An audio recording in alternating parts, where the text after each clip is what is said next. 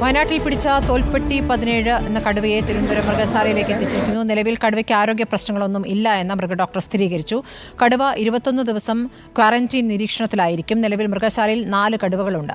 അർച്ചന രവീന്ദ്രൻ വിവരങ്ങളുമായി. അർച്ചന, ഇപ്പോൾ കടുവ ചികിത്സയ്ക്ക് ശേഷമാണ് എത്തിച്ചിരിക്കുന്നത് തിരുവനന്തപുരം മൃഗശാലയിൽ. മറ്റ് 4 കടുവകളുടെ കൂടെയല്ലേ? എന്താണ് ഇപ്പോൾ മൃഗശാല അധികൃതർ പറയുന്നത്?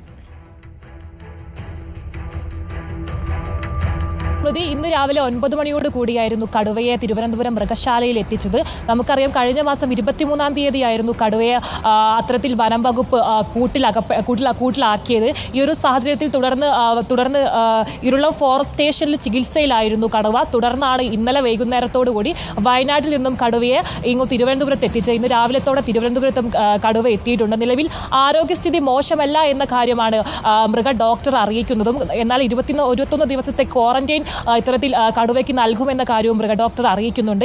എന്തായാലും ചികിത്സ ചെറിയ രീതിയിൽ, അതായത് കാലിനടക്കം ചെറിയ പരിക്കുകൾ ഈ കടുവയ്ക്കുണ്ട്. ഈ ഒരു സാഹചര്യം കൊണ്ട് തന്നെ ചെറിയൊരു ചികിത്സ ഇത്തരത്തിൽ കടുവയ്ക്ക് ലഭ്യമാക്കേണ്ടതുണ്ട്. ഈ ഒരു സാഹചര്യം കൊണ്ട് തന്നെ 21 ദിവസത്തെ ക്വാറന്റൈന് കടുവയ്ക്ക് നൽകണമെന്നാണ് മൃഗ ഡോക്ടർ അറിയിക്കുന്നതും. സ്മൃതി. ശരി, അർച്ചനയാണ് വിവരങ്ങൾ നൽകിയത്.